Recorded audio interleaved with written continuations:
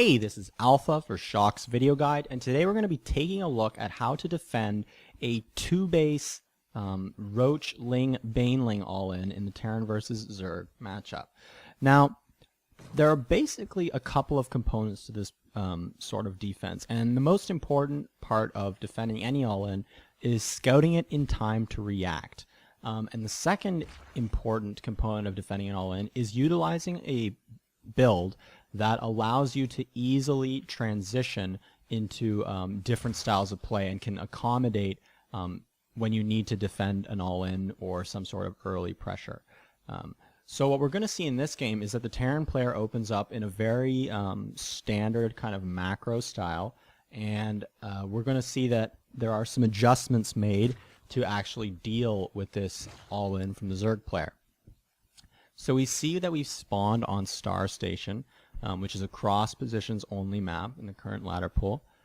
And when the positions are fixed, it affects all-ins in the sense that it's easier to do early pressures because you can tailor your build to the sort of scouting that you'll have based on the positioning of your opponent. I mean, if you know that they're cross positions, then obviously you don't have to scout all around a huge map like Star Station before you can really decide to do some sort of pressure and so on and so forth. Furthermore, and more importantly, on a large map in cross positions, you can expect that more players will tend to go for those very kind of economic openings. And the reason for that is that most people do not expect early game cheeses on large maps for obvious reasons. I mean, it takes a long time to get to your opponent's base, which means that it takes a long time for any potential cheese to actually reach your opponent. So we see that the Zerg player is opening up with a hatch first, followed up by a spawning pool, very standard stuff, whereas the Terran player is actually going for a fast command center. But since this is a two-player map, he's putting it on the high ground because he doesn't want to like automatically lose if there's some sort of early Ling cheese. But since the map is quite large, he also doesn't want to be put behind if the Zerg goes for some sort of aggressive, economic strategy. He wants to get that fast command center. So we see that he is, doing that, and his barracks is just about to finish, as is his command center. Orbital now coming, and we should also point out that the Terran player is mining gas. So this is definitely going to be a build which gets some sort of tech, be that merely add-ons for the barracks, or perhaps some Hellion or Widow Mine play, perhaps transition into siege tanks. Now, if you look at what the Zerg player is doing, we do see that the Zerg player is mining gas. And we see that the Terran player has spotted that. Now, the Terran player will want to know a couple of things. Firstly, the Terran player will want to know if and when the Zerg player takes his third base. The Terran player would also ideally like to know how long this Zerg player is mining gas, but since the queen is out and in a good position, as is the second queen, there's not going to be a chance for that to happen. We see that the Terran player has taken his natural expansion, is getting a bunker down, and starting to make an SCV build a supply depot to wall off here, which is, of course, good. You always want to plan out the SimCity of your natural in such a way that it will eventually result in a defensible position. I mean, you need to get supply depots anyways, so you might as well put them in such a way that they provide some natural defense. We also see a factory is coming up along with a third command center. So this is a very economic build with fast third command center. We see a reactor is coming out. This is no doubt going to be swapped onto the factory, perhaps for Hellions, perhaps for Widow Mines. We will see which the Terran player opts for. Looking over at the Zerg player's base, we see that he's continuing to mine this gas even after getting Zergling speed, which is a pretty clear sign that some sort of pressure or all-in is coming. We actually see that the Zerg player has taken a second gas at his natural, and it's fully saturated, and a Roach Warren is on the way. So there's definitely some sort of aggression that he wants to be putting on here. Now the Terran player is scouting the expansions. He sees that there's no third here, and taking the third over here while possible is unlikely because it's so hard to spread the creep all the way over here. But if you spread it up to here, it's much more of a wide position for you to defend more easily. So the Terran player sees that there is no third base for the Zerg right now, which means that there may be some pressure. So the Terran player is going to move out onto the map with these Hellions. He's going to see that these Zerglings are out on the map and that they have speed. So that's definitely going to give him a tell right there. And he's going to just kind of prevent them from really doing anything. Meanwhile, in the Terran's base, we see that 2 engineering bays are on the way. So the Terran is still playing very, very greedily right now, looking to get that fast upgrade style out very quickly. But he did get a scan on this Roach Warren and Baneling nest. And a Roach Warren plus a Baneling nest and no third base is definitely some sort of pressure all in. So what does the Terran do? Well, we see additional barracks being made. Another bunker both at the low ground and the high ground, and SCVs being pulled in advance, as well as the Hellions out in front to see when the attack is coming. We also see a siege tank is in production, and one is positioned on the high ground to damage any units that come to attack this bunker. This is really, really key, and what often ends up happening with Terran players who perhaps lose to this all in, they fail to pull their SCVs early enough. They do not position their siege tank on the high ground, and they don't have bunkers in fallback positions.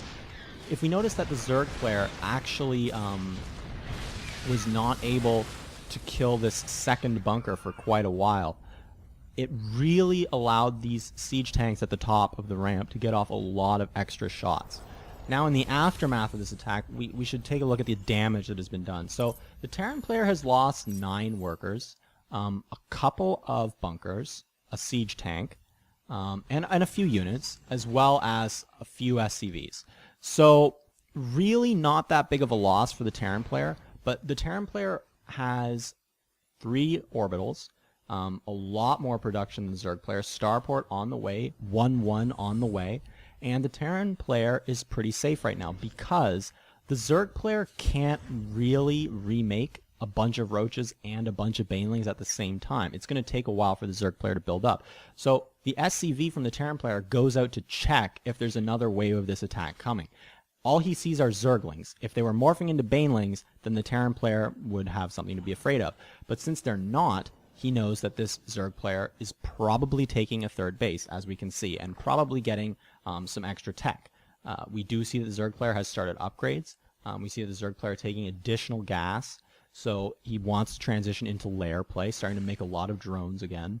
But the Terran player is going to be in a really good position because they now can take their own third without really having to worry about some sort of huge swell of Banelings and Roaches, which would really do a lot of damage since the siege tanks need to be in position to really help out with that. We do see a couple of Widow Mines coming out for the Terran player, which is a good move because they're a very excellent way of controlling space, especially around wide thirds like this. And they can also contribute a lot to the actual army position when one moves out.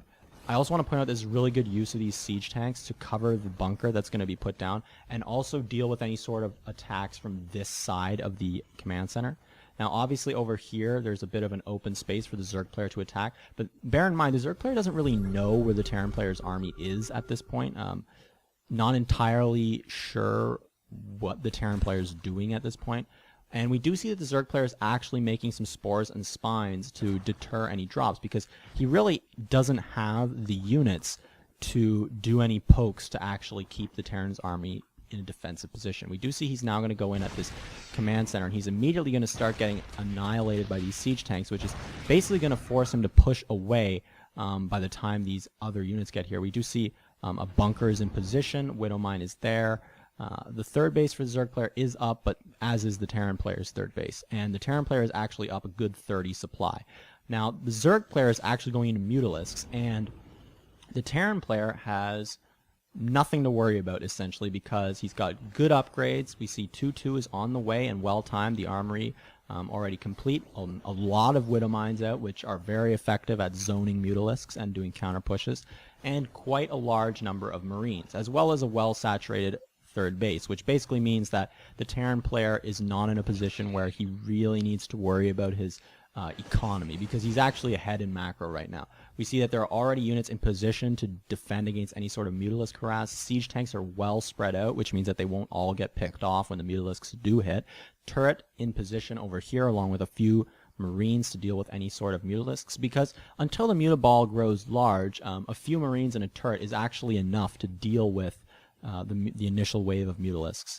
So from this point, the Terran player is actually in a really good position. The Zerg player is not really going to be able to do much damage, assuming the Terran player reacts properly. Just, pull SCVs for a second, stim the Marines, and the Mutas kind of actually get caught in between here. A lot of Mutas going down in exchange for a siege tank and 1 or 2 workers.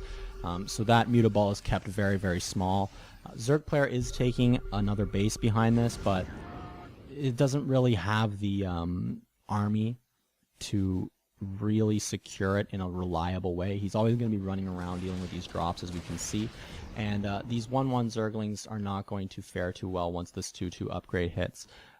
Terran player just continuing to build up very large army, up 20 supply of Marine Widow Mine with decent number of medevacs, and he's just going to camp out on this Zerg player's creep and basically just absorb the Zerg player's army. We do see that he's running across the map now with this drop, drawing the Mutalisks way out of position, now pushing up on to the Zerg player's third base, and just setting up a giant line of Marines and Widow Mines, which is really, really strong, because the Zerg player doesn't actually have any Banelings. He has to morph them, and that gives the Terran player a lot of time to set up exactly as he wants, to basically put the Widow Mines in a position where they can pretty much destroy any sort of Zerg defensive counter push. As we can see now, the Terran player is well spread out. He's starting to pull back. These Banelings and Zerglings are getting absolutely annihilated by the Widow Mines. Look at all those Banelings that just got destroyed for almost nothing. I mean, the Zerg player is going to basically clean this small army up, but I mean, the Terran player has got a 4th command center on the way.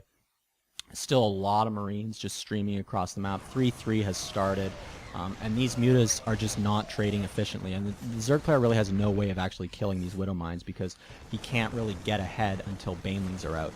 And the Terran player now doing a lot of economic damage.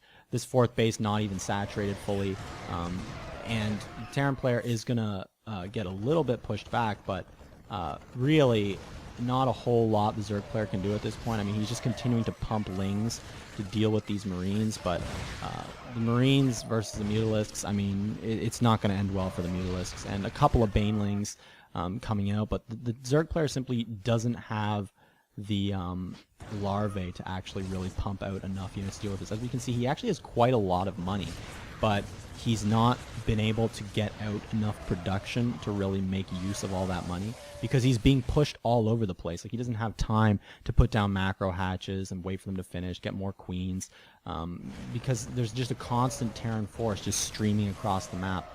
And these Widow Mines are in such a good position, they completely eliminate reinforcements from the main and natural, which is really huge, because that allows the Terran player to really work on pressuring this 3rd and this 4th base of the Zerg player.